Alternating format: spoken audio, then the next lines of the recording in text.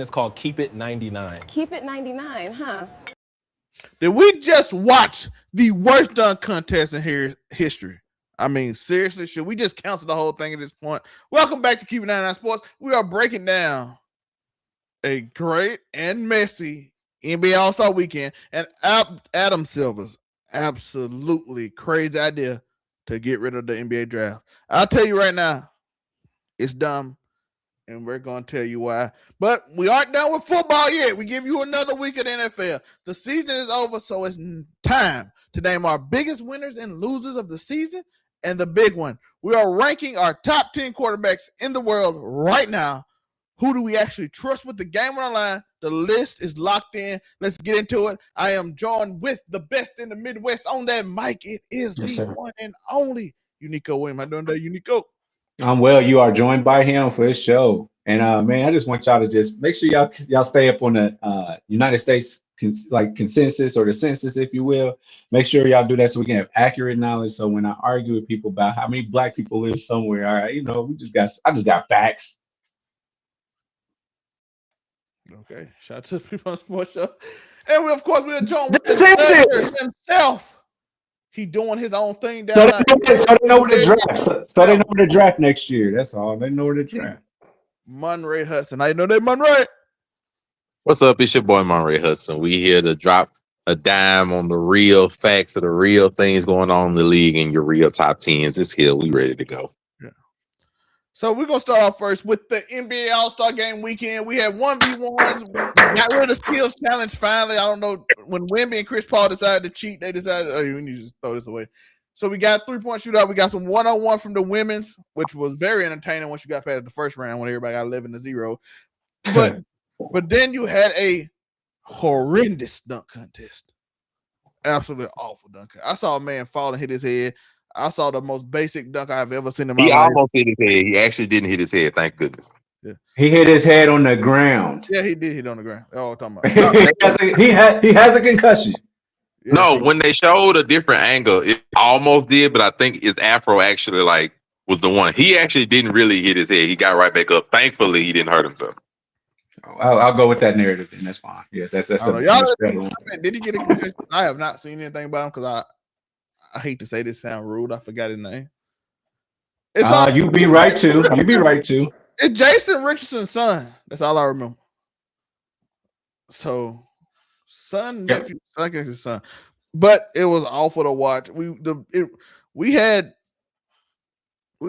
some awful players, and I don't know what was going on. And then I come to find out they wouldn't do the dunk contest if Knuckle was gonna be in.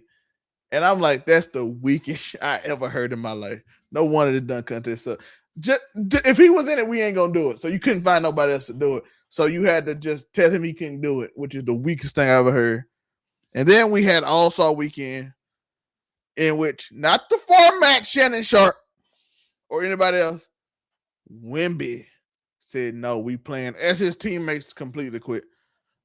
And a lot of points got made in those games. I'm gonna tell you that right now. A lot of points got made. But as Ant said himself on the internet,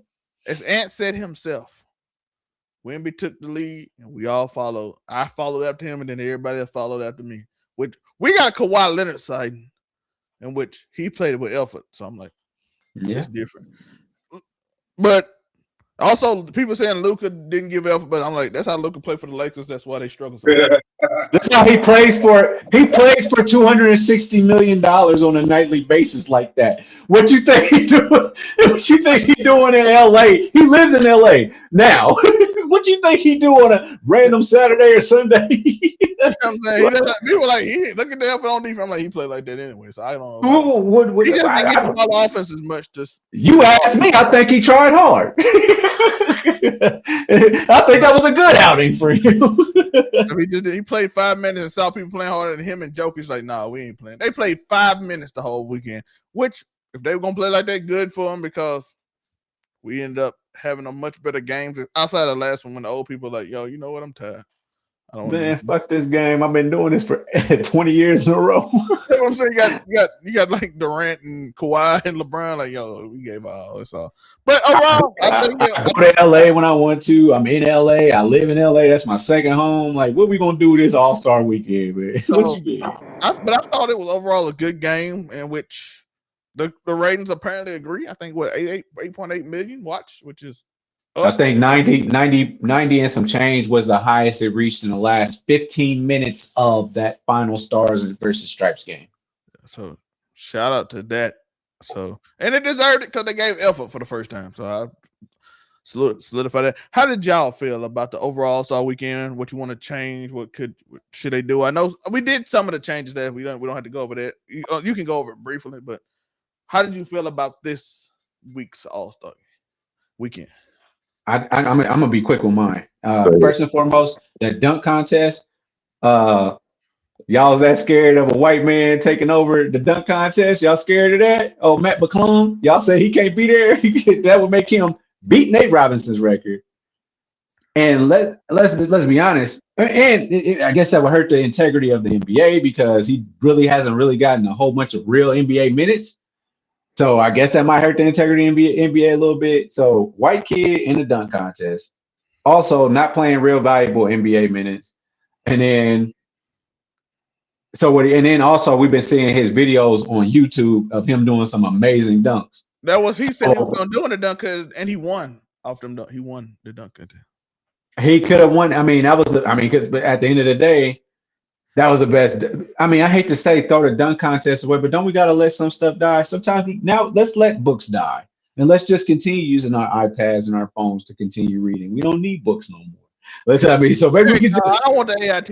You better get them a real. I'm not saying that. Just listen. If you can read on Twitter, then you can read anything. So that's just as long as you can read. To be fair, the information. Since we got social media, the average a person in America can't read past the 6th grade level. I'm just hoping that with all this, when you look on a phone, you reading. So I'm hoping that's helping people more than before. I don't know. Hey, now you might read the wrong information and go out there with your lips and say bad information. You can't read, but you also may not understand what you just read. But at the same time, yeah. And then as far as okay.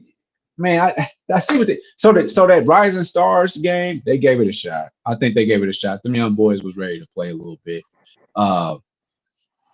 As far as the All-Star game goes, interesting format. I think it says a lot about what people were saying. Oh man, the Euros can beat Americans. I don't know, man. I don't know about all that. I think there's a whole bunch of. Well, let's be fair. Who would you say? Who are the best 5 players in the league? Would you say most of them are European? I can't say that because I look at basketball as a totality. Yeah. I don't look at. Wemby in your top 5? Would he be in your top 5? There's a lot of factors as to why he's top 5, but yeah, he would be in my top 5. Giannis in your top 5? No. You wouldn't put Giannis in your top 5. Blasphemy. You wouldn't put Giannis in your top 5. Wait. Best players in the league. Best players. I'm just looking. I'm sorry. I'm recency bias, right? I'm thinking about right now. I'm thinking about top people. He's like 30 and 12 or something. No, he's not playing right now, so I wasn't thinking about him. He just didn't play an All-Star game. By the way, he shut down for the season. It's over with for him. So no, he's not a top 5 player. It's over with for the season. No, he's not playing again this season. So Giannis didn't play at all, by the way. Giannis is not playing. Luka and Jokic played 5 minutes. All I'm saying, that's kind of unfair for the world team. Wemby was by himself, basically. He still would have been by himself had them 2 lazy jokers been up there. What you mean? But if he had Shai and Giannis, they would have given him up. So. I don't know if Shai would have gave more. If Shai would. He dropped the shoe, I guess. But if he was really dedicated to what he's trying to do, you in LA, that whole week should have been all you. And you're supposed to start in the LA game, in that game in LA, and you're supposed to, be marketing because you live in OKC, nigga. You should have been MVP of the whole thing. But that's just me thinking from that mindset. But Yeah, that's all I got to say on it. I liked how it ended up going. It was competitive. I mean, but I don't know, man. Hell, they can. Y'all ain't have to get the Intuit Dome or wherever they got, whichever place they use. Y'all could have just set that shit up at a YMCA, let everybody watch on YouTube and Twitch like everybody watching everything, and see what your views look like then. Because ain't nobody going all the way out to LA paying all that money to go to the All-Star game for y'all to not do shit. Monroe, thoughts on All-Star Weekend? I've said it once. I'm gonna say it again to Adam Silver or anybody in the NBA hear me. Go ahead and cancel the All-Star game. You might can cancel the dunk contest at this point because you're gonna eventually get to the point you're gonna run out of dunks to do. And just go ahead and run the rookie one-on-one tournament and the the veteran one-on-one tournament. Basically, go ahead and run 1 to 2 years in the league. You in the rookie All-Star tournament one-on-one. 3 years or more, you win the veteran one. Just go ahead and run it. Go ahead and put a stop to all of this. Go ahead and get the bidding. Vegas gonna be on point. You can run the All-Star game if you want to, but I'm just saying that'll solve so many problems. I don't even care if you alternate between the rising stars and the run. Because one decent this was a decent All-Star year because 2 players decided to show up and make other people work. That's not going to happen I'm assuming it's not going to happen every year, most likely not. And if it's not going to happen every year to make the All-Star game viewable and to make people actually care about watching it, then there's no point in doing this. So, again, run the one-on-one tournament, and you'll have more viewers than you ever thought and more arguments going on the internet than you ever thought possible about who better than who one-on-one. That's what you want. That's what they should do because the All-Star game just as a whole, as players get older, they're going to get to the point they're not going to care. Like, they already had to run like an NBA Cup with, I think it's $1 million prize just to get players to care in the beginning of the year to stop the tanking or to stop the lack of effort, for getting time off in the middle of the season, all that kind of stuff, workload management, and all stuff. Just run the one-on-one tournament, bro. That's all you got to do. I promise you. You're going to have people caring when they're getting embarrassed one-on-one 12-0. And, take an example. Shout out to Kevin Durant, just him as an example. You think KD, which as much as he, likes to troll and have the internet presence, you think he going to go out there and let himself get embarrassed? Yeah, no. I don't believe that. I don't believe he would. Play because I don't care who I'm playing against. They're not going to embarrass me and have people trolling me. I'm just saying, bro. It's so easy. Like I said, but as a whole for this game, yeah, it was decent. It was solid. Saw some effort, which you were happy to see. I don't think it's going to happen every year, but I'm happy that some players take the All-Star game seriously. Great. I mean, we actually got excited about a LeBron putback dunk. I did. I'm sorry. A LeBron putback dunk in the All-Star game. I actually got I was like, oh, like that was, and I'm sure anybody in the building felt that too. So, when y'all just do stuff like that. By the way, I have noticed a trend thanks to this All-Star game and what people are saying, the players even. Most people are saying Wemby the leader of the NBA right now. A lot of NBA players said that this weekend, interviews and everything. Ant might be some people I saw say Ant the heart, Wemby the face of the future, the leader right now. I don't know. I don't want to quite give him a face yet, but a lot of young players are considering him the leader. We saw Ant say it. We saw Tyrese Maxey. We saw a bunch of other players like, yo, he leading. He like, yo, we doing this shit. He said that's why they play. And him and Ant play the heart and the face of the league, the leader of the league right now for the young people. Not saying the old people. Steph and LeBron still get ready to retire. But they were saying Wemby, all the young boys on this young squad, that's him right there. He the guy that's gonna lead the league. Even Ant was like, go ahead. And so even Ant said, y'all call me the face. Ain't my goal to be the face, but if y'all want to give it to him, but y'all got Wemby. And they asked Wemby about it. He said, supply and demand. I'm here to supply. I'm coming out here in this All-Star game to play hard because I love basketball and I want to get the fans a show because that's what they demand. And I'm like, I respect it. And that's why people started loving it. Because I don't know if Murray heard that, but yeah, I was talking about how everybody was calling Wemby the leader. I heard that part, and I was like, whatever. Like, he was the leader of the All-Star game because he made people care, and he also said before the game that he was going to do that. So, it's a respectable thing for there. Yeah, I'm with it. I was talking about the players were saying. Like I said, I can't give him face because I think you got to win something to be the face. But if the young group saying he the leader that we're gonna follow his impact. Shout out to him. So my only point to that is why Wemby might have a point is because English is not his first language, right? And we know that about Giannis, right? And every time that we've heard them speak, they really be right to the point. They mean what they say because that's all they don't have all that sarcasm and all that extra stuff that we grow up learning. Those type of those type of mannerisms and things that we have as Americans growing up. So they learn the language and all they can do is just mean what they say. So with that being said, I think that so when Wemby speaks, like when he's like, hey, we're going to play, we need to play hard today. We need to play hard today. And like, he mean that, like he didn't say, man, because if he says, man, let's just take the night off, it's just an all-star game. I think they really would take that to heart. But I think when English is your second or third language, then yeah, 100%, you mean what you say. So if you say I'm gonna play, I'm gonna play, and y'all need to play. And he might have went in that locker room and be like, man, y'all ass. I don't even respect y'all because y'all don't even play. But he means that.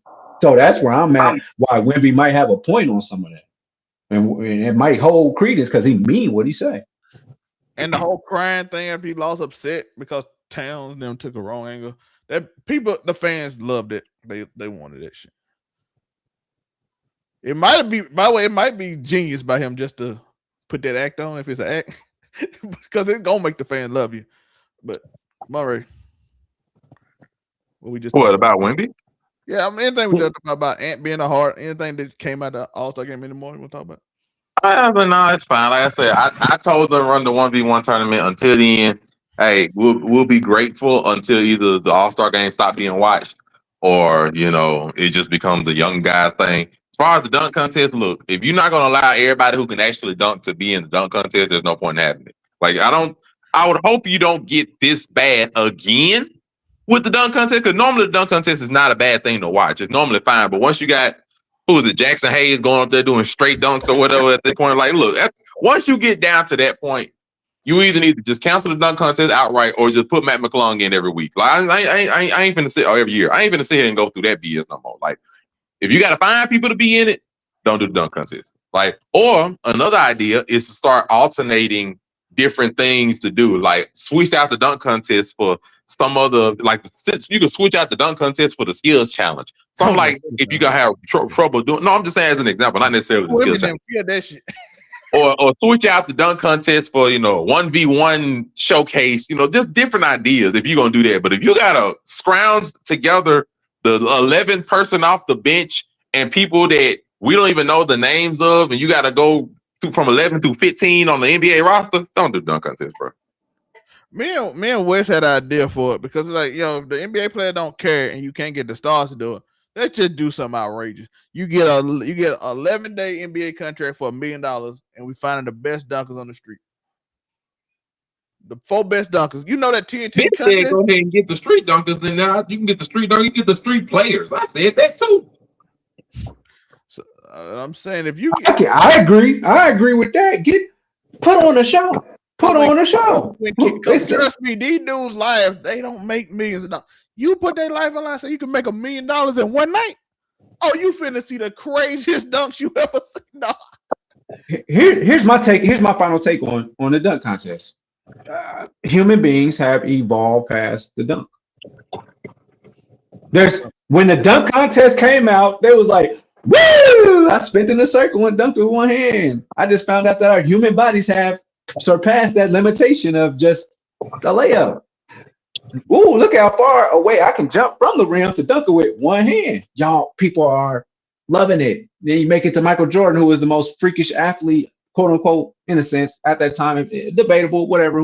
But he jumped from the free throw line with his tongue out. And now you gotta niggas do that shit during layup line warmups, man. Nowadays, you know what I mean. So with that being said, I think the dunk as in itself is not a spectacle anymore.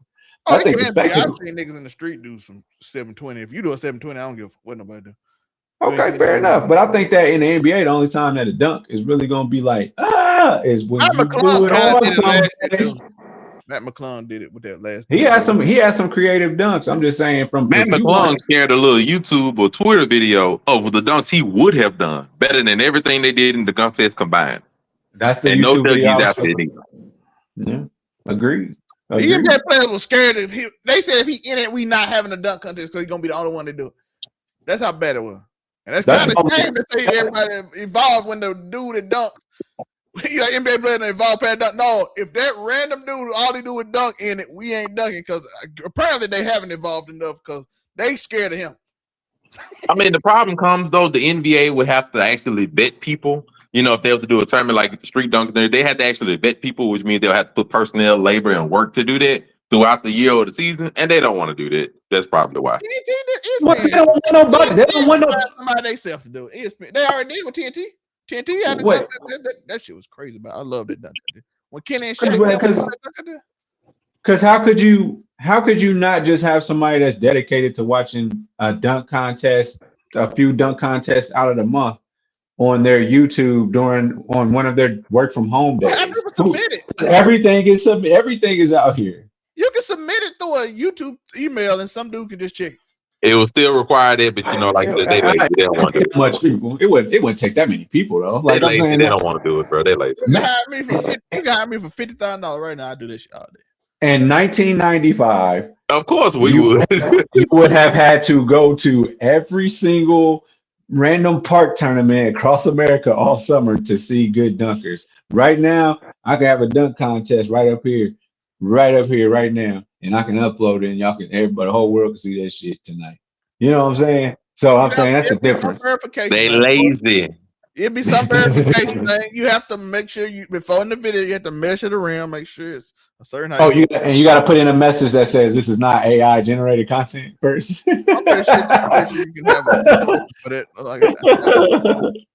AI dunking is crazy. AI dunk, but I ain't gonna lie, AI dunking is it is not good right now. they still putting out video. The dunking is back. The new be back like this and just dunk like they ain't figured that out yet. They done figured everything else but that. but we got some other new. Adam Silver has put out the idea to stop tanking, and his idea is the idea a free agent, and I'm like, that's the stupidest thing I've ever. All rookies are a free agent, and then everybody's supposed to bid on them. Is that the game plan? It's strange. Like basically, I don't know how it's gonna listen. Most people gonna try to go to the Lakers and the Knicks and try to, cause they can get more money just off ads if they go to these cities, and it's gonna become a mess, and it's gonna be like it was in the 50s when Boston and New York and LA had all the players. Cause who's going to play in Wisconsin and other places if I can play in New York? Okay, you lose a few million, or you're gonna play in Texas with no state income tax because it's a lot less money on you. I can see an AI generated like video that looks like it's from the Pixar that says it's a kid and his dreams always wanted to be a buck. I've always wanted. I don't know. Where does that happen? Ain't nobody. When I grow up, I want to be I want to be a jazz. Yeah. It's a horrible idea, by the way. I can see what he's saying, but I mean, but that's where everybody's mad about these salary caps and these aprons and stuff now, right? So everybody's upset about that. So now if you make everybody free agent, so who is excluded from the top 5 picks or whatever, or maybe it's top 5 teams and they can bid on who they think is the best player? But it's something like San Antonio would probably have Atlanta pick, and they might have, and it's a pick from somebody else, and they might have a top 5 pick, and then everybody like, we want to go over there. We want to play with Wemby with no state income tax. I can play with Wemby. You think I want to go to Utah? Or who else? Utah. Who else would it be? Who are the worst teams? Atlanta, Utah, or somewhere else when I can just play with Wemby with no state income tax. My bad. The Pelicans. Yeah, you want to go? I like New Orleans, but you want to? Well, I go to now. Portland. Pelicans. Yeah, you want to go to Portland? I think who else is around here? You can make some money. The Charlotte Bobcats. I remember at the Charlotte Hornets. I like Charlotte, the city, but still, no stadium contest, and you can play with Wemby. I still don't want to go to Orlando. I don't give a damn how good they getting better. I'm cool. Off Orlando. It's in the middle. It's Central Florida. So even if you do a top 5, they have traded so many picks that one of them teams you want to go to in the state you want to go to gonna have a top 5 pick. You still going to OKC at the end of the day. You still going to if you get a choice, a bidding choice, you're probably gonna try to go to and you probably want to do a Quincy Ace.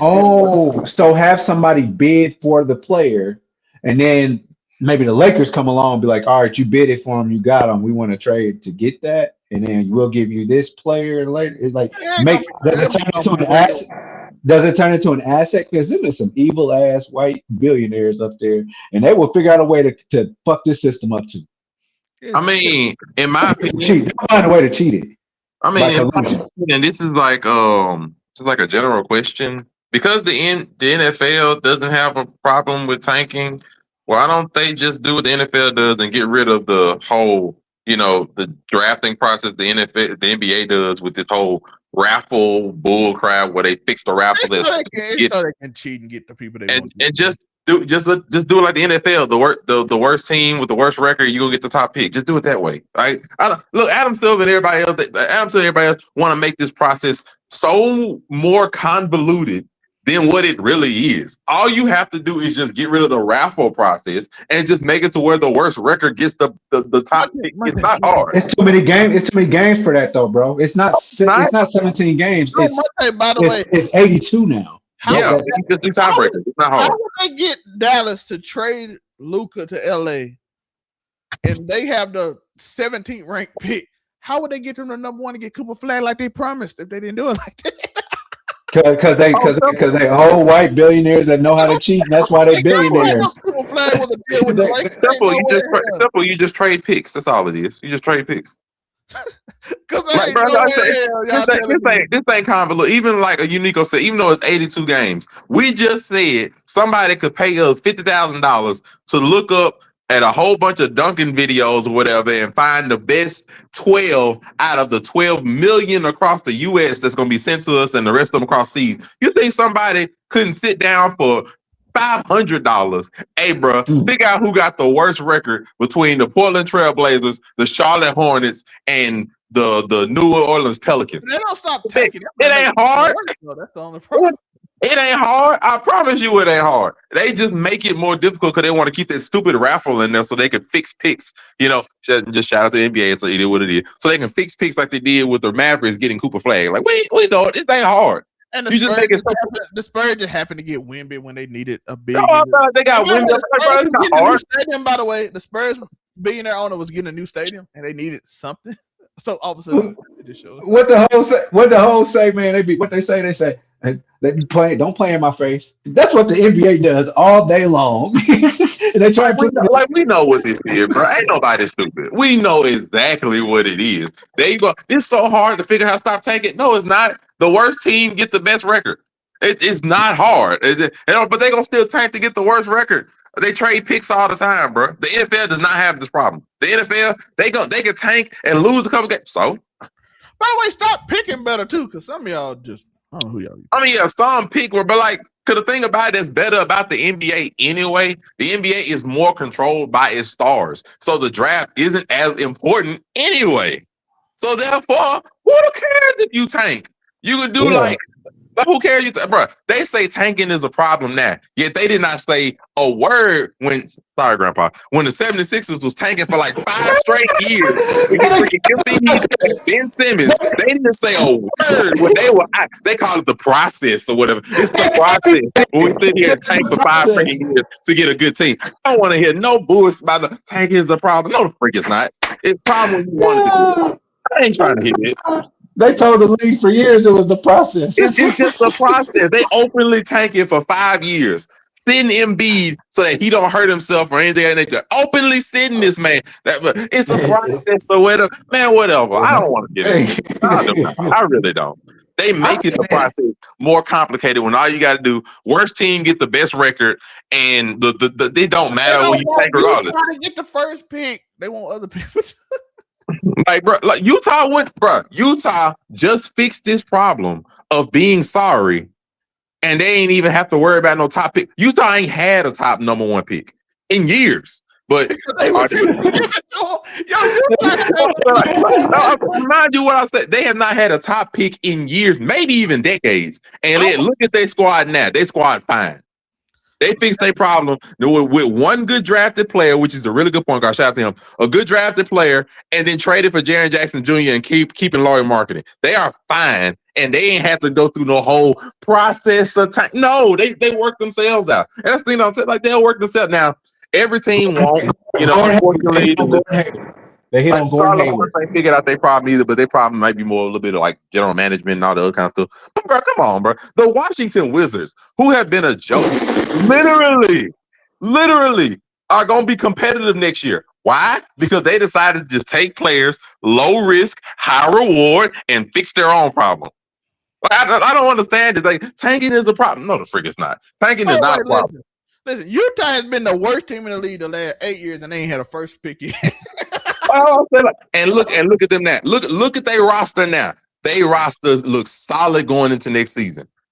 They still eating off of Karl Malone, like his whatever they got from when they got him out of there. They still eating off of those picks. We don't want to eat off. The only team that in the entire league, the only team I feel that you could give a little bit of help to is the Charlotte Hornets. And that's because they ain't never been good. Other than that, every other team has been good at least some point, or competitive at least some point. Every team. When Zion went to the New Orleans Pelicans, even though that was a bit of a fix too, when he went to New Orleans Pelicans, it's like, okay, Pelicans got something. Mind you, they also had Anthony Davis. I believe they got the right team with him. They had him too. They was competitive and all this kind of stuff. The Pistons are fine now. They ain't have to do all that tanking stuff. And the Pistons used to be a joke for dang near 20 years after the bad boy Pistons in the early 2000s. They was fine. They worked out their problems. The Washington Wizards, you remember when they had John Wall, who was balling and Dougie, they had Bradley Beal? They ain't have to worry about all this tanking stuff to fix their problem. I'm not hearing tanking is an issue. No, it's not. It is not. They just overcomplicating the problem that could easily solve itself like every other sport does. But here's the problem. Here's the problem, though. Here's the problem that you got to fix. It's like, how do I do this? How do I do this? How you do it? How do I be the worst team in the league without being obvious about it, though? That's the problem that they're running into, because I got fans, I got gambling institutions. Like, by literally sucking. And I'm be fair. You just suck. Like, I'm sorry. It's the truth. You just suck. Because the NFL has when they can play. We've seen people in the NFL, they stop week 16 and 17. They're like, nah, we just sitting him. He's healthy. He's a healthy scratch, though. We don't know. You can rotate every other time. Like, okay, hey, y'all need y'all to get like a 10-game losing streak every so often so that we can get this other team come up there. You can do that kind of stuff. Fine, it happened. But to sit here and be like, okay, tank is a problem. Bro, you remember, I think it was like 2 to 3 years ago. It ain't that long ago. Remember, the Pistons had the most consecutive losses in an NBA season in history. Look at the Pistons now. Did they have to worry about tanking and all stuff? No, the Pistons just suck. They just sucked. And then what they do, they turn their team around. I don't want to hear this stuff. How do we do this? No, a team just sometimes suck because every team can't be good. That's in every sport. Some teams just got to be trash a couple of years in the league. That's just how it goes. So like the tanking over, no, just some teams suck. Some general managers suck. Some organizations are not that good. It's just the truth of the matter, because everybody can't be the epitome of the leagues that they're in. Everybody can't be the Lakers. Everybody can't be the Dodgers or the Yankees. Everybody can't be the Kansas City Chiefs or the New England Patriots. Everybody cannot be those teams. So to have some teams that just suck is just a part of the league. Every game ain't gonna be competitive in an 82 game season with 30-something teams, 32 teams. Every game not gonna be competitive, bro. Some teams just suck. Everybody can't get superstars on their team to carry their roster. Some of them you just gonna have some trash people. Like, it is what it is. Like, I don't like. No, let them tank. If they want to tank, fine. It ain't necessarily promised to help your season anyway. You want to suck. But the Pistons, they like, hey, we were trash for 27 games straight or whatever case may be. All right. Oh, go hire a new coach. Gonna get this general manager right. Hey, Cade Cunningham, you look like the guy. We finna put you. They work their stuff out, bro. I'm not hearing this tanking is a problem. You can tank at the first pick and get Anthony Bennett. Like, You I'm can't- sorry, you bro. You could tank get the first. You could tank get the first pick and end up with Kwame Brown, bro. I'm not hearing this like it's a tank is the first. It don't matter. If your team wants to get better, it can get better. It takes time, but if you just suck, you just suck. Detroit did take a really bad pick. They instead of taking Carmelo, they took the European. But let me come up y'all this. I'm gonna be done. The only problem go ahead. No, the only problem is just the Hornets. They the only team I feel like you might give some help. Everybody else, please. You can go ahead. Michael Jordan had a lot to do with that. But my question for both of y'all is this. What do y'all think Memphis walked into this season saying? Like, I'm going to train, I'm going to OTAs, everything. John back healthy, so we're gonna win, but it didn't happen. No, are you saying that? Or like because I'm trying to find a team that bounces off of Monterey's point. Is like, okay, yes, it's 29 teams in the NBA. You walk in there, you have no shot. You know it. Oh, you want me to give you a team that everybody figured had no shot and they just turned it around or some stuff like that? No. Just in general, like this season, period. Somebody from this season with a terrible ass record, and you kind of knew that even the teammates, like, how do you walk into the season knowing that you ain't about to be shit? Okay. Oh man, that's okay. I see where you're going down that trail there. They knew coming in the season they were trash. They knew coming in the season it was over with. They knew that from top. But they was all right. We're gonna make some moves in the middle of the season, figure out who we got that's good and not good, and turn some trash into treasure. That's exactly what they did. And they got that young man. How do you show up to work every day knowing like, hey man, we probably gonna lose today? I would hate that shit. And matter of fact, Unico, you know the answer to this because I can't remember. Be all right. This will be the last thing I think of. Like, if I can't remember it, but Unico, you know the answer. Was Tyrese Halliburton like a number 1 draft pick? He was not. Didn't they find him? They did. Didn't the Pacers have trouble being competitive after, the Roy Hibbert and Paul George years? And then next thing you know, they woke the freak up with a nice, really good, diverse point guard and, Benedict Mathurin and, all these, and Miles Turner. Like, did they not become competitive even though they sucked for a little bit of a time? There was not a top 5 pick in sight for a long time. And yet they worked. I rest my case. It worked out, but that Wizards one, I see what you're saying. But I'm just saying, like, if you on that day one Wizards roster, you like, man, what the fuck am I here for other than these millions of dollars? And that was just coming. They here like a lot of people go to work. They here for the check. That's what it is. I do want to make a point though. Kashawn George is one of the bright stars of the Wizards that we talked about. He was the 24th pick in the draft. I'm just Kashawn George. Like, bro, the first pick of the draft. The first pick don't matter. It don't matter in no sport because it's a matter of luck sometimes. Sometimes you just got to get a player that happen to be good. Yo, Giannis, we made fun of Anthony Bennett earlier. Anthony Bennett, by the way, Giannis is the only player I think still in the league. And he was 16th. He the best player. So that draft was awful. That 2016 draft. Hey, man, like where did Jokic get picked? Find where Jokic got picked at. I promise you it wasn't one. Anthony Bennett was the number 1. What year was it? Not 2016. That's 2013. So 2013 was Giannis, right? And they said the highlight of the draft was Milwaukee Bucks selection of Giannis at the 15th overall pick. Look, this is the only person in the league. Shout out to this Anthony Bennett, Victor Oladipo. Shout out to Victor Oladipo. Injury stopped him. Otto Porter, Cody Zeller, Alex Lynn, Nerlens Noel, Ben McLemore, Kentavious Caldwell. Oh, we bringing some names. Trey Burke, CJ McCollum. We finally got a legit starter in this. Michael Carter Williams, Steven Adams. We got another starter. Kelly Olynyk, a bench player. Shabazz Muhammad, Giannis. The first picks ain't even in the league no more. Victor Oladipo injury. But man, first of all, we want to give a shout out to Ben McLemore. He had a solid season. He had a solid career. I'm just saying you how much y'all keep talking about tanking for top picks. Minnesota got Giannis at 15. Otto Porter played for a long time. Dennis Schroeder is 17. Alex, what'd you say? Alex Lynn got picked up last year by the Lakers. Rudy Gobert was 27. He's a starter. Like, you know what I'm saying? That wasn't a bad draft. They got solid players in this draft. Most of these players not even in the league no more. They're not in the league no more. I'll give you that. But these guys had solid LeBron got careers. drafted 10 years before this. LeBron got drafted exactly a decade before the draft. He's still in the league. The majority of the players, besides like 5 people, not in this league no more. Oh, well, that tells you how abnormal. Man, that's just how, like I said, first round draft. Look, number 1 draft picks rarely are actually really, really good. It's just But rare. you got that generational one that you know, but that's only. Even those sometimes strike out. We done said Zion was generational when he came out. Man can't barely stay on the court. But that's injury too, so. I mean, it's injury too, and then also just like, look, generational, is like LeBron. Like I said, how many other LeBrons have we seen in the first round draft picks in the last 40 years? 40. Yeah, LeBron, probably Wemby, LeBron. LSU Ben Simmons.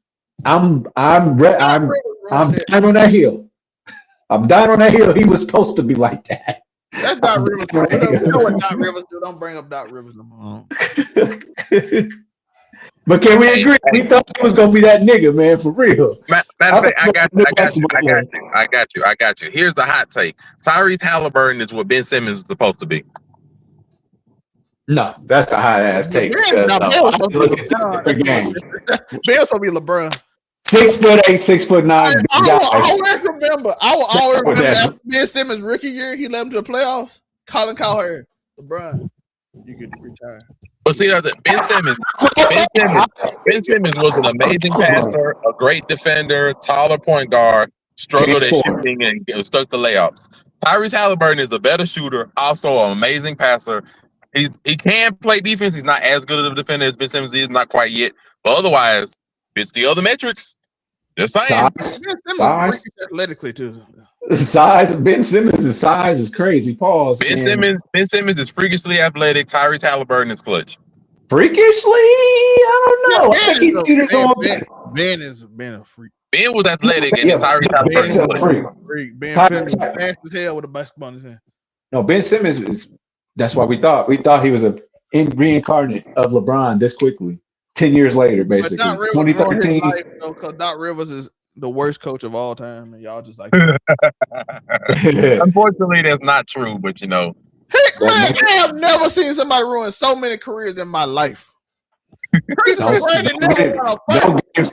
get him started, y'all. How many people in your life is tired of Tracy McGrady? He never got the first round because Doc Rivers ruined his life. I'm telling you, Doc Rivers throwing lives out here. Doc got the ring, man. So unfortunately, he can't go down as the worst. He got the ring, man. They call it Bad Back Mac, man. That's what they call it. He's his whole career right now. He does owe Rondo his whole career. That was something nobody saw coming. I didn't see it. When I heard Paul Pierce say Rondo, like, we ain't running that. I knew. I was vindicated. That was the luckiest pick right there. But somehow getting Rondo, he was in the second round. I knew in my heart that they wouldn't listen to Doc Rivers, but I couldn't prove it. I said, ain't no way this man suck. And then Paul Pierce like Rondo said we ain't running down and play Doc Collins. I said yes. I mean, Rondo was a very good point guard, man. That man was one of the few good point generals. He was also stubborn as heck, but he was a very good point general.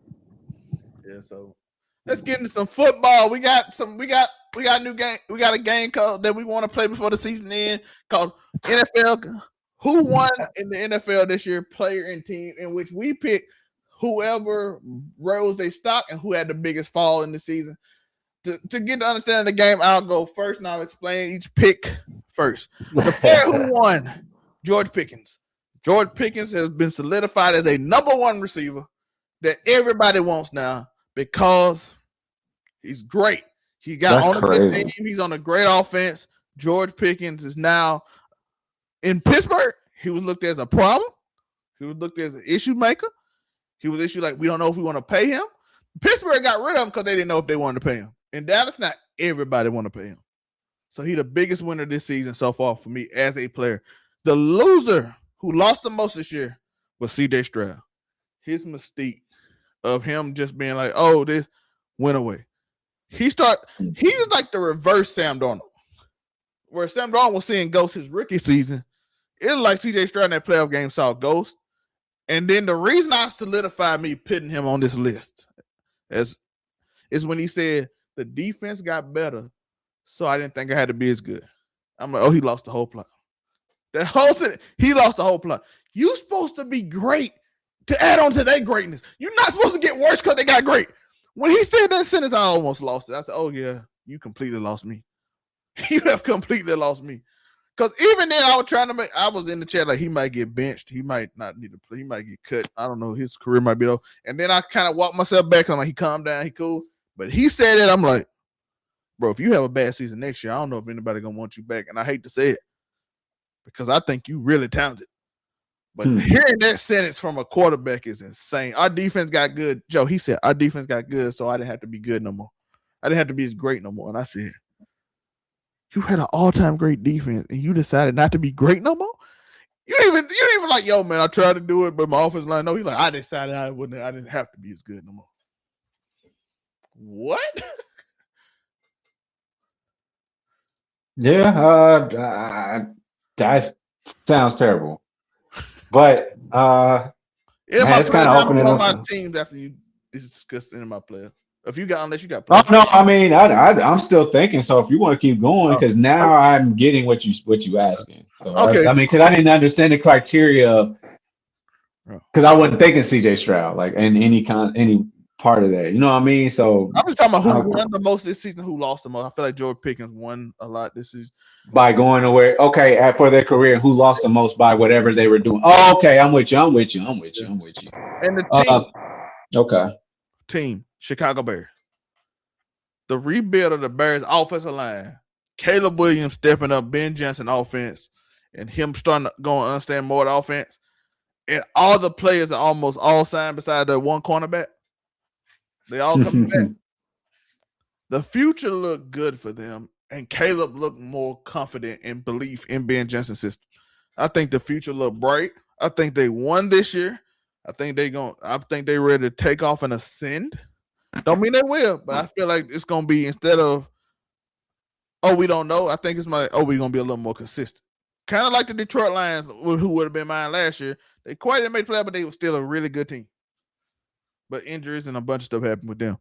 The team that I think lost, the Pittsburgh Steelers. You still don't have a coach. Oh, okay. I didn't know we was going for like, okay, where we at now. I thought you meant like going into the season, the end of the season. When you came down to the end of the season, where are you at? So like, if you were to say Pittsburgh Steelers, I would think like, okay, Aaron Rodgers did what, or you know what I'm saying? Like, that's what I'm thinking. I'm just so over the course of the season, but it's cool. We just got different iterations. You lost your coach. You don't have a future quarterback. You hired a coach that he's good. We're not gonna say he's not good, but he's the greatest coach ever. Not only is he, you don't have a quarterback.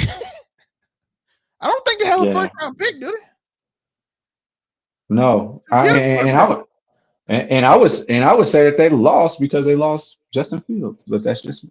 They don't have a quarterback in the future. They don't have a young quarterback to look up to. They're hoping Mike McCarthy can convince Aaron Rodgers to come back. You don't have a first round pick to build off of. You lost. The person that won was the player I said won was on your team, and you lost him. Your defense is the oldest defense in the league, and you have no money. Your cap is strapped. To me, you're the loser. You won the playoffs. You got to the playoffs. You sold out for a year. It did not work out. Your future is first time in losing season, and I'm going for first time in losing season either next year or the year after. I'm picking the Steelers to have a losing season for the first time in a long time. So they're the team that lost. All right. So with added context, the player that won, it goes hand in hand with the team that won this year. For me. And that means the player is Daniel Jones, he won, and the Colts won this year. That's what they won this year. You got something going. Daniel Jones found a home, he won a home, and they're gonna pay him. Barring no setbacks with his injury, I think we got something good going here with Daniel Jones. And the Colts, I believe, like, okay, now we got a quarterback, quote unquote, for the low for a while. That's can be manageable. and then we can continue building this team. So that's where I'm at with player and team wins at this point. Player that lost the most. Player that lost the most is a real tough one. I guess I gotta say Geno Smith. I guess I gotta go with Geno. I guess I gotta go with Geno. Like, damn, I ain't asked to be here. I wanted the cash, but I ain't asked to be here like this. So then the team you left won the Super Bowl, so it's even more. I was just there. I was just there. That's a loss, though. And then the team that lost the most this year, I think I'm gonna stay in line. As much as I want to say Bills, and I'm not sure what that thing is, I just know they just lose something. They lose aura every year. Like Josh Allen loses aura to me or something. But I'm gonna stay in line and stay with Beyonce and them in Houston, and be like, I think they lost the most because, damn, y'all sure could have used Stephon Diggs while y'all had that backup out there just slanging wherever he was slanging and pause. But he was, doing, and I'm guessing that they could have definitely used him in this offseason. I mean, not offseason, but the postseason for sure, because that offense is ass. Munray. Oh boy. Like, it's a number of people. All right, I'm gonna start with the losses. The player that lost the most, that's Josh Allen. Like, this was your one shot. No Patrick, no Burrow, no Patrick Mahomes, no Burrow, no Lamar, and you lost. Mm-hmm. You lost. Not only did you lose, you lost with the majority of the blame of the game being on you. Then your coach got fired. So, like, somebody had to be the so, like, yeah, you lost. You definitely lost some. This in which the tears and everything. Like, I'm pretty sure you felt it. My prayers out to him and everything. You'll recover. You'll get that ring. You getting married to Haley Steinfeld? Good this summer. On the end of the team that lost the most, I'm gonna say the Bengals, because the whole hullabaloo of keeping Troy Hudson for one extra season did absolutely nothing. Your defense still sucked. You kept your head coach. Okay. When all the other coaches in the AFC North got fired or quit or stepped down, your coach stayed there for whatever reason. You decided not to fire him. So you kept Zach Taylor. Your defense sucked. Your quarterback was giving questionable commentary about his love for the game, and you're praying he doesn't pull an Andrew Luck or just doesn't outright request a trade to the Vikings, who are chomping at the bit to please get a quarterback. So, I'm just saying that the Vikings would look mysteriously like the LSU, if they just so happen to get Joe Burrow and got Justin Jefferson on the center. So I'm just saying the Bengals definitely lost, and they have an owner that's notoriously known for not being very letting go of the money a lot. So it's not looking good, even on the outlook for them, but we'll see how that goes.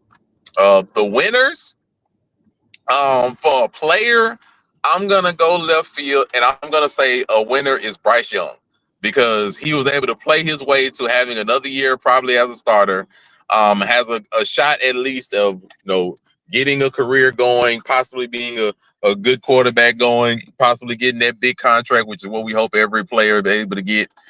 So I definitely think he won, and even though they lost the playoff game, I definitely think he won just at the end. The team that won, I don't want to just say the Seahawks or something of that nature. So I'm going to go, I got one. I'm going to say the Bears, the Chicago Bears, because they hit on every metric. Ben Johnson was definitely a great pickup on head coach for them. They were able to resurrect their quarterback, find the talent that he was able to have. And I say resurrect because it was looking a little shaky after that first year, but he resurrected his quarterback, got a lot of hope for him going into the future. The team looks good. They got some cap room to be able to work with. They hit on a number of draft picks. So it all looks good for them right now. And I think they really hit the offseason well. So I think the Bears definitely won over this year. That's a good pick. The Bears is a good pick. It is. Except for how much Caleb Williams was shitted on a lot of this year. They won a lot, quote unquote, despite some people in the media like ourselves saying that he didn't win that game. Well, I mean, to be fair, I'll be fair to Caleb Williams. No, I'm gonna be fair to Caleb Williams when I say this. Like, yeah, when I say resurrect and all that kind of stuff, like he did show a good amount of improvement this year. Like he showed that one, he has a clutch factor, which I definitely do appreciate in quarterbacks because you have to be able to be clutch in some situations. He showed that he has a heck of a lot of talent. But there are still some deficiencies that have to be worked out. Primarily his accuracy. Like there was a lot of times throughout the year, or not like I said a lot, but there were some notable times in the year where he would do an amazing play and Oh, we lost Monroe. He would do some amazing plays, and they would count for touchdowns, like throwing it off your back foot for a touchdown. That was crazy. That's what pissed about that. so that was like, he did do good. It's just there are things that need to be worked on. But he showed a lot of improvement from year 1 to year 2. A lot. He's promising. He's promising. Very promising. And it's hard to say when you are a quarterback in Chicago. Welcome down, Williams. Look, Chicago got more hope now than they probably had in the last. Like, I don't really know, and I can't speak for Chicago fans when I say this. I don't know if they had this much hope when Jay Cutler came over there or when Jay Cutler was there. I don't really know if they had this much hope, but they have a lot of hope now that they have not had in at least a decade. No, they had hope in Justin Fields. Don't do that. They had hope. There was hope there. There was hope there. There was hope there. There were times there was hope there. He was a rookie. He was okay. He was drafted. They had the first year he was drafted. They had hope. After that, they had no more hope. But even with that, they didn't have this much hope. Like right now, Chicago next season, which we may have to do this, but I would say do this after we get free agency out the way.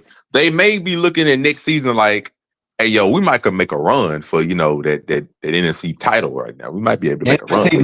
NFC North, still Green Bay, still got to deal with the Lions. Still, that ain't no easy division, brother. No, it's not easy, but I'm saying they have hope right now. Like, hey, they might could make a run. I know that's what they thinking, and I don't blame them. Just if things go your way, maybe. I mean, Monterey did put the Rams as the second best team, and they took them down to the wire. So I stand by that. The Bears did fight them like to the end. I'm not gonna take nothing away from them. They fought them to the end. I need some time over the summer to think about these conferences because I'm just thinking about the NFC North and like they all got a quarterback. Everyone has one. Well, not the Vikings. The Vikings, but I mean, the Vikings are hoping that they get a second year out of JJ McCarthy like somebody does. But did they not get 6 or 7 wins this year? That's another question. That ain't what they were hoping for. They were hoping for playoffs. I think that they went from like top seed to not in the playoffs. What that was, but then I'm just saying NFC North might end up being one of those conferences where they just beat up on each other all day long, like what used to be the NFC East. I mean, hey, the NFC West do it all year. The NFC West do it every year. The NFC West, yeah. I mean, they keep it close. Remember, it used to be if you get 8 wins, you win. Boy, howdy. You win, and you might win your division with 8 wins back in the day. So, or 7-9. 7-9 used to be. Remember that championship game of 7-9 to be Eagles versus not Eagles. It was the 49ers and the Seahawks or something, and it was for the NFC Championship. And both of these jokers had 7 wins. It's like this is it. I was like, what? Divisions have rises and they have falls, boy. They do. Yeah, they do. They do. They do. Because who know about this NFC South like that? But yeah, I'm ready. I'm ready for the next topic. The NFC South. AFC South. I don't know what to think. I don't know what we got. We got our top 10 quarterbacks list. So I'll put up mine first, then Monterey can put up his. Mine is number 1, Patrick Mahomes. Number 2, Matthew Stafford. Number 3, Josh Allen. Number 4, Joe Burrow. Number 5, Lamar Jackson. Number 6, Dak Prescott. Number 7, Jalen Hurts. Number 8, Drake May. Number 9, Caleb Williams. And number 10 is between Herbert, Daniels, and I had to put Sam Darnold in here. He wanted some bonus. This is blasphemous. All of it's blasphemous. Oh, wow. He said blasphemous. Yeah, because somebody's missing on this list, and that's crazy. Who is missing? He got like 14 names. That's even worse. Now I'm pissed. Who is missing 14 names? I believe because I kind of didn't want to put Herbert there, But then I was hurt to put Day down there because he been injured all year. So I'm like, I don't know if he's gonna be injury prone. So then I That's put Sam crazy. Darnold on here because he won the Super Bowl, and I at least want his name in this because it's kind of disrespectful not to put his name in here. Okay. Like, you can't So put- now I'm pissed because you got 90 niggas at top 10 and you missing somebody. That's crazy. You are missing one in Daniel Jones. He is not on this list at Ain't all. You nobody put crazy. James on their top. He Man, ain't my top because you a 10. hater, because you a fucking hater, because you a Yeah, hater, like, bro. this You a is my hater. religion. As you can see, Daniels, I'm all right. You muted. You muted. yeah, before you start doing all that acting My and bad. performing Bill, and I'm shit, proud of man. you. I'm really proud of you, Bill. I thought I would be the only one that would have Stafford number 2, but I appreciate that you came around with it. I'm proud of it. But yeah, it's Mahomes 1 until further notice. Hopefully he's able to come back 100%. Stafford's number 2. Allen 3. I got Lamar slightly over Burrow, mainly because one, I do think the MVPs do matter. And like just to be fair, like he got past his like Burrow's biggest notch is I beat Mahomes and got to a Super Bowl. Now that we've seen that that's not unique to him and we see how that looks somewhat, it's like at this point you just need more. At this point, Burrow needs something else. Like you need a couple more, maybe more playoff appearances. A good chunk of his career has been injured, or an MVP. Something more than just I beat Mahomes and made a Super Bowl. Like, look, there's gonna be a bunch of people that made a Super Bowl that don't get a notoriety thing, that we just gonna say that. So I think he needs a little bit more at this point, especially because Stafford showed that last year he played great. Dak at 6, 7 is Hurts. Mainly because I feel like Dak doesn't have the deficiencies Hurts do. And Hurts, though he has had wonderful playoff runs, I do feel like the second run where he won his ring, that though he played great throughout the games and everything, I do feel like the team is a bit stacked. So you have to take some of that away from him, which is why Herbert's on him, because Herbert plays great in the regular season. Herbert does not play well in the playoffs, has not won a playoff game yet. And I do feel like being clutch, winning important games does matter. After that, it's Drake May at 9 and Daniels at 10, because they essentially have done the same thing, just May was able to go one game further. But May, though he had an MVP level season, we saw that the same or greater level of defenses that you played in the regular season that people were using as a reason to give you so much metric that you played tough defenses. When you played tough defenses in the playoffs, you did not play well. In the Super Bowl, you played horrible. So we have to see if you're more than a one-hit wonder. Same thing for Daniels, except for, JD has the reason of being injured a lot this year. So we'll see how both of them are able to bounce back next year and see if they're able to do well. And then, of course, shout out to Bo Nix and Jordan Love. Those are the other two people I really wanted to try to get on this list, but I couldn't quite do it. But those are the other two people that I think if you wanted to interchange number 10, that you might could put those people there. But that's why I am. Yeah, I did basically my two shout out to somebody. I didn't want to put Herbert on my list, so I kind of just put him with. And if you want to wonder why I didn't put Sam Darnold on there, it's because I don't feel like Sam Darnold is one of the 10 best quarterbacks in the National Football League. Just because you win a Super Bowl ring, just because you win a Super Bowl ring does not necessarily mean everything about you changes. It just means that you won an amazing championship, but it doesn't mean you individually change as much. And especially when you consider he did not add that much in the actual Super Bowl win. So my opinion about Sam Darnold really has not changed too much. It changed a little bit that he is able to win, a clutch game or two, which I'm very happy for that. But did he statistically become a greater or way better player than he did last year? No, not really. If anybody did, it be Kenneth Walker after old boy got hurt. Yeah, like he showed he was able to carry the load by himself, which is something that, we not had to see as much because Charbonnet is a lot there. But I would say Sam Darnold, he played roughly the same statistic and metric wise that he did last year when he got 14 wins. And in the playoffs, he had one great game. And no turnovers. That's one thing they told him not to no turnovers, yes, but he had one great game and 2 mid ones. It's like, great. That Rams game, he turned over the ball last year, so they do not turn over his football. No, I said the Rams team, I think, is his ops. Like that's his rival right now, is that Rams team. So, But yeah, that's why I got him. So I don't have Darnold on there right now. Like just I I wouldn't just like wanted, just, I you just know. wanted to show him love and put his name up there because I knew we wouldn't go Hey, ahead. shout out to Sam Darnold. Like I said, I give him Parker. He got the monkey off his back. Like he can win a clutch game. That was like the smallest monkey on your back you could ever have. No, the monkey that he couldn't Super win Bowl? close games, that he couldn't Oh, win okay. primetime games. Bro, I can't say that. No, he got cut on the Vikings after he had a great season. Like I'm sorry, like that monkey that you can't win important games, you can't win close games, you can't win primetime games. That's big. That was big. Yeah, that whole thing you just said is why he got cut from the Vikings. Like we'll go with JJ McCarthy. Yeah, like he won 14 games on the Vikings, and they literally cut him because they felt as though he could not win the big games or nothing. 14 games. So they only had 3. They only had 3 big games all year. Like, is that what they saying? No, they had 3 losses, but they felt as though he couldn't get more. Like, because one game, the reason why it was the last 2 games. I'm gonna be fair. It was the last 2 games. The last game of I don't know if it was the last game of the season, but it was the last important game for them in the season when they played the Lions for the number 1 seed. And they lost that game horribly. Like he played horribly. They got in him and behind the line. The Lions had defensive injuries, and they still dominated them. So that was one. And then they went in the playoffs in the wild card round because they were the 5th seed. Played the Rams, and again he got hogwashed.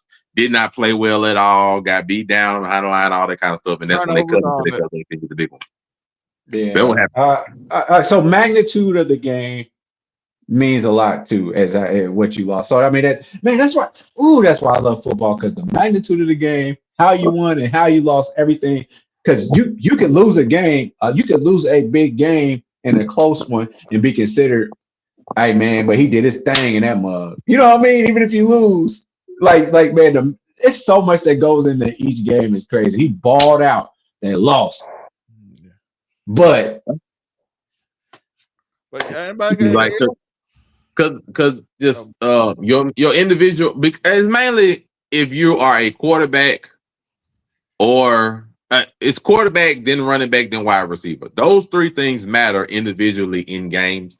Every position not as much, but those 3 definitely matter. Like what you do individually and how much is affected by you and stuff. Like perfect example, like Derrick Henry.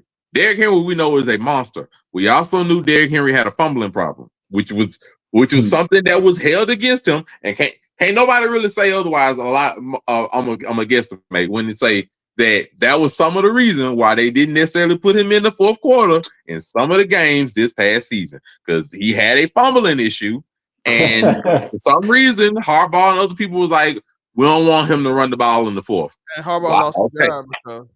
I mean, yeah, now he's the head coach of the Giants, so we'll see how he does with Scatterboo. But regardless, that's just it's an example. Like what you do individually does matter on the stat sheet and even in active time. So, and for our NBA fans that are watching this part of the show, that stuck around to watch the NFL part of the Keep It 99 Sports, you know how we do. Make sure you tune in every Tuesday. For the NBA fans out there, it's like Russell Westbrook. Yeah, you really don't want that nigga in there in the fourth quarter like that, because he got a little bit of a quote unquote fumbling problem. So you don't want him in there. So that's basically, you're gonna get your stats, but can you win the game for real? That's what that is. So I understand for sure what you're saying. But I just want to throw and the QB situation. I didn't put in my top 10 because now I understand you were just saying like currently who is the top 10, not based off like those like right now the top 10 in the league, like currently playing. I see why my Holmes was in there, because I was looking at it, because the way I was looking at it earlier, I was going to say Matthew Stafford at 1. You know what I'm saying? I was looking at it like how this season ranked. I was looking kind of like at a season. I had Mahomes on my team, your team. Mahomes been on some offenses, and he somehow pulled it off. Even this year, if they didn't have a bunch of drops and fumbles and he didn't get hurt. There were still close games this year. They just lost them instead of won them the last year. 1-7 in close games, and most of them you can tell somebody dropped the ball. Chris Jones fell on the ground and didn't try to tackle Trevor Lawrence. A bunch of little stupid the defense shit. gave up that, stuff like that. And they be right in the game. And then if they give Mahomes the ball back, and they don't give it back to him because the defense don't get the ball back. So I was still so game on the line, Mahomes at the end, you still want him in the game because that man has been to before this year 8 straight AFC Championship games in which most. He's a 3-time Super Bowl champion, bro. Like, look, he's just not 30. He just now what 30, 31, something like that. Like, please. Yeah, Mahomes is actually getting on that LeBron streak now at this point. Like, I'm gonna go to 10 Super Bowls, but I'm gonna get like 6. I'm gonna get 5, something like that. He on that kind of roll right He's now. too, so. I think that Tom Brady stuff is gonna be different. It's too. Shout out to Derpy, point this out. 9th season, the first time they didn't make the playoffs was for Patrick Mahomes. The 9th season was also the first time Tom Brady didn't make the playoffs. The 9th season was also Tom Brady tore his ACL. The 9th season, Patrick Mahomes tore his ACL. So it's like a weird dynamic between. By the way, they both had 3 Super Bowls by the 9th season. They both had won 3 Super Bowls. I mean, so it's very much in the purview of it to happen. Of him to match. It's in the purview. There's no way you ridiculous that they both have 3 Super Bowl wins, and they both turn ACL the 9th season. The first time they don't make the playoffs, they turn ACL that season. That's definitely in the purview of fate in the universe, because that's lining up way too crazy right now. So 100%, I'm here for that.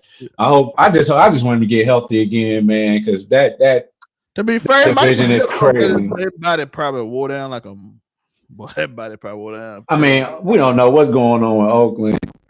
That division is ass, man. I mean, Herbert might be on the loss list next year if he can't somehow pull out a really good playoff run next year. Man. Look, I said, like, once we get the free agency out the way and stuff, I want to do a list of, who gonna be under the most pressure next year. But I'm just gonna be real. Herbert already, look, he was already on the prove it year or not. This year, look, you got Mike McDonald, the offensive coordinator. You got I forgot the name of their defense coordinator, but he basically freaking Mike McDonald from the Seattle Seahawks. No, he basically Jesse Minter version number 2. So you got a good defensive person in defense. You got an offensive minded, great former head coach as your offensive coordinator. You got John Harbaugh as your coach. You got a great offensive lineman coming back. Look, at this point, man, I already told you I'm already off the Justin Herbert bandwagon. I'm already off that at this point. I already think that, look, it's over with. But, like, and when I say over with, not that he's not going to be a good quarterback. Like, I don't have faith in him. I think my player that did the worst might be, and I think he might. I don't think Justin Herbert going to lose. I think C.J. Stroud could be out the league if he don't play well this year. Oh, well, they're gonna get him out of there quick. Like, we sitting on somebody's bench quick. We're gonna see who's gonna have the most pressure like after that. But like I say, it's some pressure because look, Herbert, I'm sorry. I was already done after this playoff loss. I was like, look, I give up. He ain't gonna be able to, he ain't got the clutch fat, he ain't gonna pull him over, another case maybe. I already gave up. Look, all of this investment, bro. Look, I'm just saying, if you don't at least win the playoff. Top 10 anyway. CJ Stroud fell out of. You would have asked us 2 years ago. CJ Stroud been our top 10. Would have put him up there. Well, that's the unfortunate part. Like I said, I think Stroud was just a multi-year building coming down because of what happened with the offensive line, what happened with the coach, what happened with your offense coordinator, what happened with your wide receivers, and what happened to he himself. And what happened to he himself. Like all of that just fell down. So yeah, he has to recover, but it also is on the Texans. Like, look, y'all gotta give him some help on the offensive line. Like, help him be able to actually be back there and throw the ball regularly. Find some kind of running back that's gonna work, because apparently Joe Mixon with this mysterious injury, who knows? So find something back there that's gonna work. Do something to help the man out, please. Like, if we got reclamation projects like, Geno Smith and Sam Darnold and Justin Fields getting multiple opportunities and teams, you could try something with somebody that got talent. Like I said, I already raised on them for what they did when they had Deshaun Watson back there with DeAndre Hopkins and how they gutted that offense. You did it again. Do something. Goodness. But anything else? No, I don't got nothing else. It was just what was it? Talking about CJ Stroud. It'll come back to me. I just know that. I guess the question I was going to ask was like, so is he Josh Allen in regards to Justin Herbert? Is he? That's what I'm saying. I'm saying the situation. So who is he more likened to? This situation that he's in, make or break year, that whole thing. Who in recent memory? Who can y'all remember that was in that situation where like, Okay. Phillip Rivers, anybody in San Diego? And I don't think Phillip Rivers didn't choke as much. Phillip Rivers had a long time. Is he more like, is him and Dak in the same situation? No, Dak plays super well, but the problem is his defense is the worst defense in history. So where does Herbert stand in recent history to y'all? Unique. So we ain't never seen a nigga like you before. This ain't gonna sound. Maybe Trevor Lawrence, but Trevor Lawrence beat him. So nah, like you just said, who is he like? Now, not gonna like this one. No, who do you like it to? Trace McGrady. They got the talent. They got all that. Who do you liking him to? Trace McGrady, the only one that come to my mind. Look, keep it quarterback. No, I'm gonna be fair. I got one.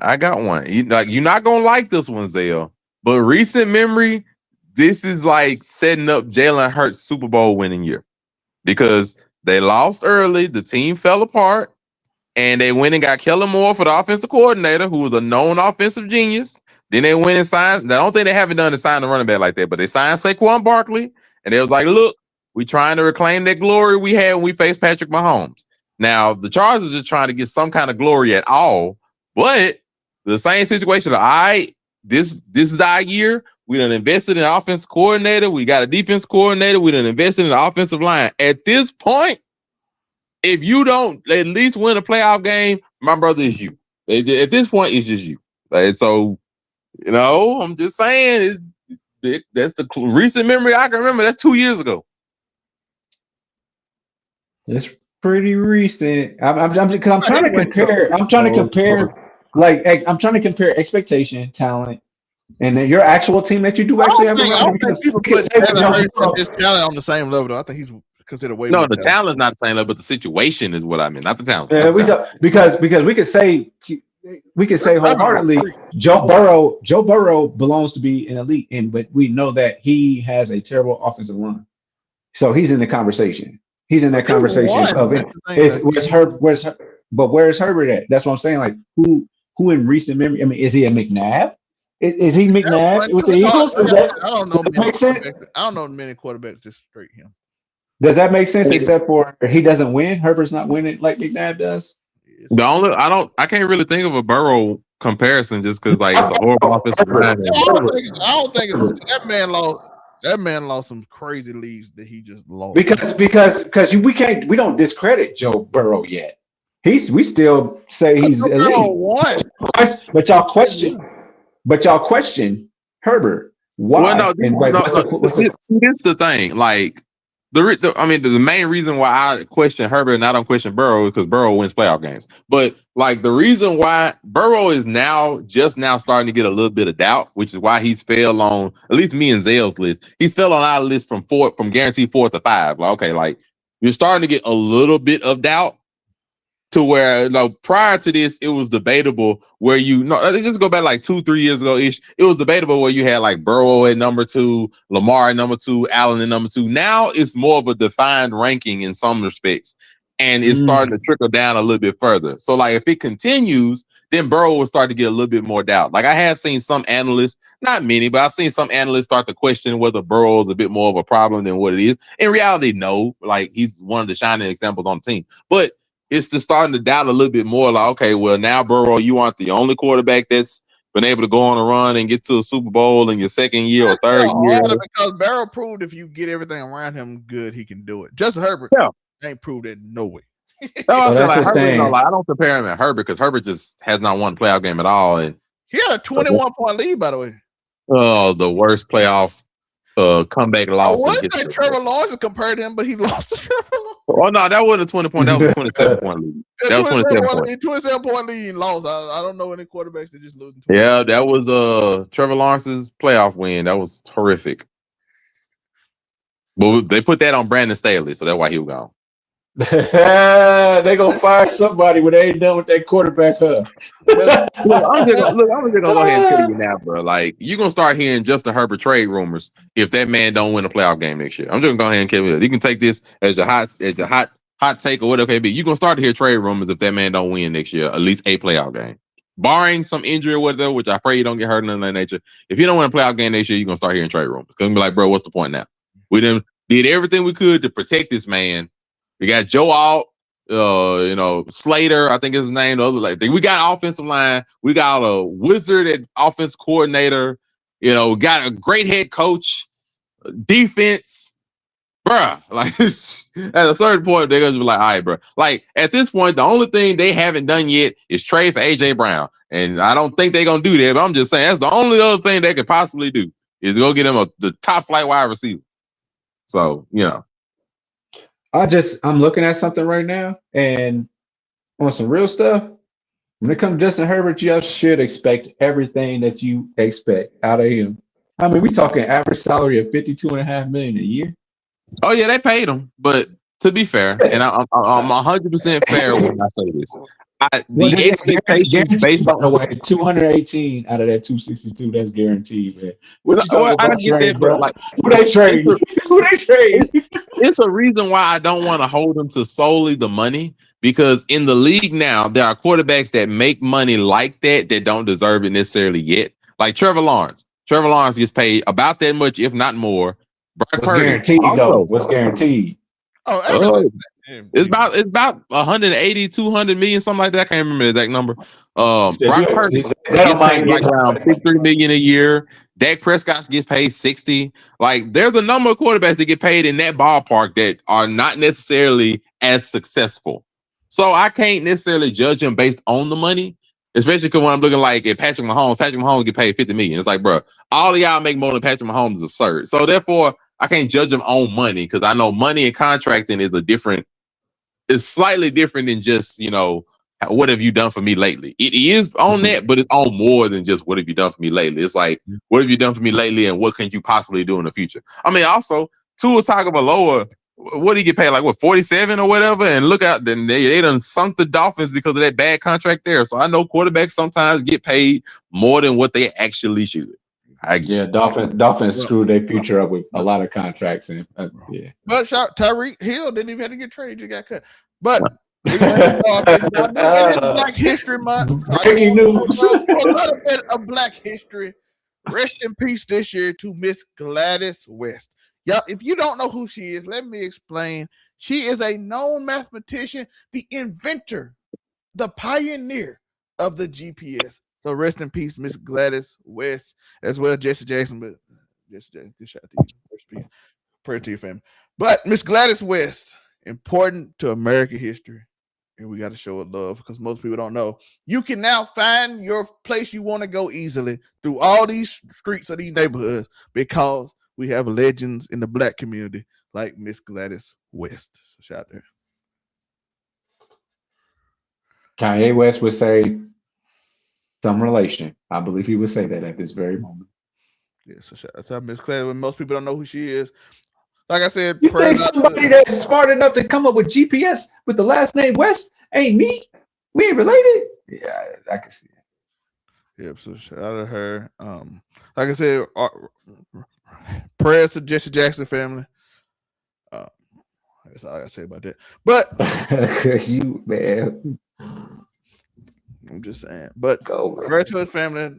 May they have in their grievance period. We don't talk bad about the dead here. But Nico, what can they find you? Unico Williams. Do you hear me with Unico Williams? Do you hear me on Thursdays? You can catch me with all the movie reviews and all the things all the time. Overall99media.org. You can 100% click on my picture and then you can see all my stuff too. Saturdays, I'll be with my homies doing, making it make sense. We're gonna just try and make it make sense because I believe we might try and make it make sense out of some news that Zelmay just kind of alluded to, and we're presuming it is not a joke. So go from there. But we just might. Praise his family. That's how I say. What can they find you? What's up? Monterey Hudson, everywhere it says Monterey Hudson, Facebook, Instagram, TikTok, Threads. And of course, over on 99 Media. And of course, Make It Make Sense, the podcast. Saturdays, we're around celebrating Black History Month with a bunch of games based on our African American people, famous people, and such, and whatever else may happen. Ka-cha. Yeah, something like that. Ooh. Yeah, we got a lot. Listen, I know I got a few African American legends that we got. Louis Latimer, we always shout him out. Why? Because they only show us in struggle. So I want to show you, us, the person who made the air conditioning, Louis Latimer. How about Miss Gladys West, who made the GPS? Do you now, if you're a young black person, do you feel a little bit inspired because you know that we invented all, and they eat us? They ate us. Yeah, and I just so happen to be a part of Black History as my birthday is tomorrow, February 18th. Baby, is Unico Williams' birthday. Go and wish my boy Happy birthday to the Unico. Yes, sir. By the way, I'm probably gonna do some reviews on some shows I just watched. I gotta finish His and Hers probably tonight. I'm on the last episode. Uncle Joe's road trip. I did. Make sure we do that. Road trip. Tyler Perry, that white man exposed you, and then you put on something funny. He said, "I gotta do something for the coach." I gotta do something. All I heard is, "I am a nigga" 100 times in that movie. That's his character. I'm like, all right, I see you. That little white man said, "You don't know what he did to me." So he gonna put on the funniest show ever. And then I got I think I got Rip and I got Wonder Man. I finished Wonder Man, so I done watched a bunch of shows. I don't even understand that show. I'm enjoying watching shows again because I don't review them as much. I'm not gonna lie. So I needed that break because it's something about just reviewing something consistently. I know I got the Rip and I got the Game of Thrones show that people are telling me is amazing. So I'm gonna be on that probably this weekend on those two and get them two done. Shout out to the Mad King. Yeah. So that looks crazy. So I'm looking forward to some of that. We got shout out to Stunts Chip 8534. I appreciate you. I hate you came at the end of the show, but we got to get out of here because we got stuff to do. But I appreciate you for coming by. We'll be here every Tuesday talking sports at 8 Eastern. So 8:15, 8:30 Eastern. So come by. Hang out with us next week or catch a conversation on Thursday, but you on Twitch, so I probably won't do. Appreciate you, my guy. Stunt Chip 8534. Remember the name, that's a legend right there. I appreciate y'all. It's over on 9me.org. Check us out on all our social medias through that website. Just go to it. You'll find everything you need. I'm sorry being long-winded, but I just want to get everything out. Stunch came in and showed love, so I wanted to show love to Stunch. Stunch a great guy. He's a great gal or guy. I'm guessing guy. So we appreciate the Alpha. We just call him Alpha. Hit the outro. What you mean?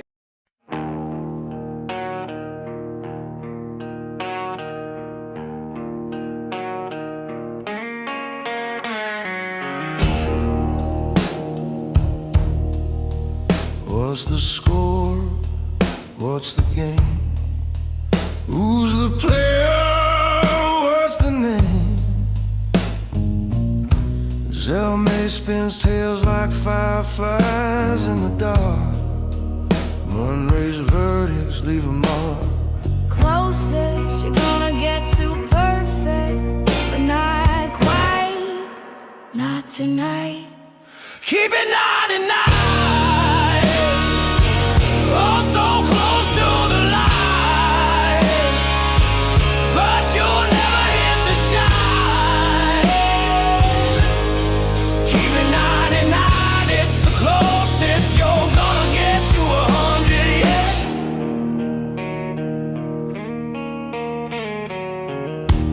Unico's flow cuts like a knife, twisting rhythms full of life. The storyteller whispers truth in the night. Fraud judge rules with a crooked side.